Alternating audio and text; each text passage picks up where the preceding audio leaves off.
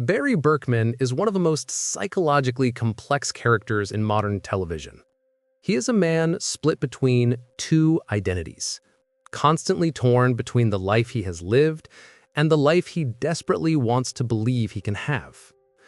To understand Barry, you have to look past the violence, past the comedy, and past the absurdity of his world. At his core, Barry is a portrait of a human being shaped by trauma, guilt, and a profound sense of emotional emptiness. Before Barry ever became a hitman, he was a soldier, and the military didn't just train him to kill, it rewired how he experiences emotions. Barry enters adulthood with a damaged understanding of morality, a fractured sense of self, and an inability to regulate his own feelings.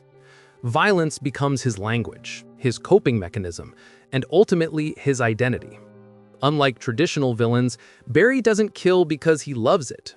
He kills because he doesn't know who he is without it. It's the one area of his life where he feels competent, confident, and strangely calm. But that calm is dangerous. It hides years of suppressed trauma and unresolved grief.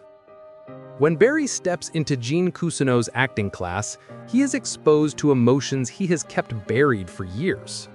Acting forces him to confront something he hasn't faced in a long time: himself. In that room, surrounded by people expressing vulnerability, passion, and fear, Barry senses a new kind of life. A life where he can be understood. A life where he can be honest. A life where he can finally stop running. This is Barry's first taste of emotional connection, and he becomes addicted to the idea that acting can be his salvation. What makes Barry even more fascinating is how the writers intentionally weave luck, coincidence, and chance into his story. Barry doesn't find acting because he's searching for a new purpose. He finds it because he happens to follow a target into the wrong room at the right moment. The writers use this moment to show how fragile and unpredictable human life really is. One random accident becomes the catalyst for everything that follows. In another universe, Barry never walks into that class. In another universe, he never questions his life. Barry's entire transformation begins with pure chance, but that chance also reveals something painful. Even when fate gives Barry a lifeline, he doesn't know how to hold on to it. The psychological tragedy of Barry is that he wants change without transformation. He believes that changing his environment will change who he is. He believes that finding a new dream will erase the old nightmares. He believes he can become a good person simply by wanting to be one. But trauma doesn't disappear just because you ignore it, and guilt doesn't fade just because you hope it will. One of the most fascinating aspects of Barry's psychology is his selective morality.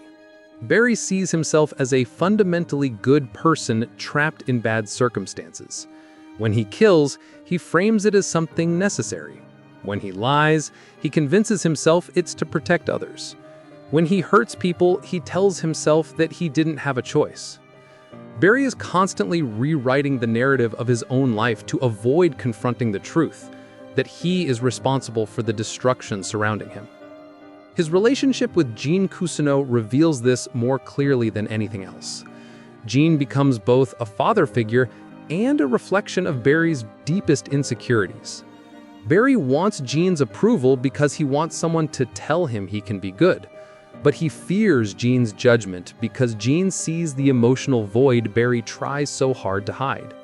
Their relationship becomes a psychological battlefield, one filled with manipulation, desperation, and a longing for validation. Barry wants Gene's love almost as much as he fears Gene's honesty. Sally represents another layer of Barry's fractured psyche. With Sally, Barry tries to build a normal life, a life with love, stability, and a future. But Barry doesn't understand emotional intimacy. He only understands emotional imitation.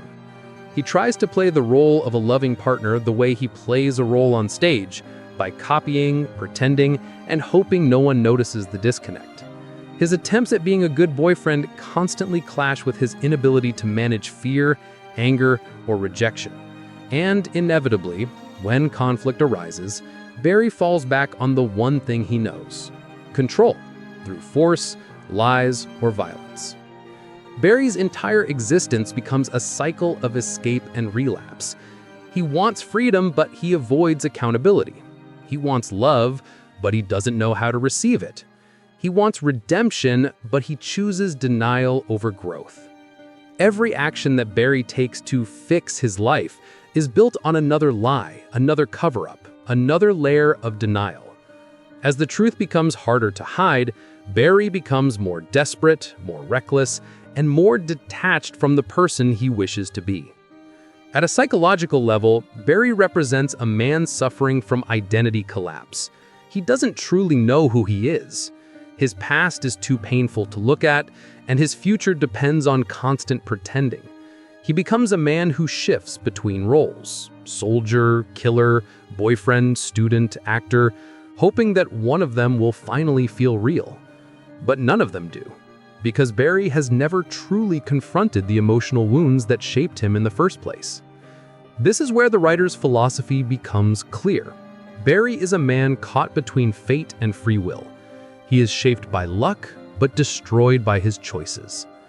The world gives him moments of escape, small windows where he could walk toward a better life, but Barry's inner damage makes him blind to them. His bad luck is often his own fault. His suffering comes from the illusions he clings to, and his downfall is written as a slow, almost inevitable consequence of refusing to face the person he really is. His greatest flaw is not his violence, it's his refusal to take responsibility. Because until a person accepts what they have done, they can never become someone new. Barry wants rebirth without sacrifice. He wants forgiveness without confession. He wants to outrun a version of himself that he has never even looked in the eyes. In the end, Barry Berkman is not a story about a hitman who wants to act. It's a story about a man who is drowning in his own unresolved trauma. A man who wants redemption, but doesn't understand that redemption requires honesty, accountability, and profound inner work. A man who keeps searching for a new life, but refuses to let go of the behaviors that keep pulling him into the old one. Barry is tragic not because he is evil, but because he is human, deeply flawed, deeply wounded, and desperately trying to be someone better in a world that keeps reminding him of who he really is. And ultimately, his greatest enemy is not the criminal world he tries to escape. His greatest enemy is the part of himself he refuses to face.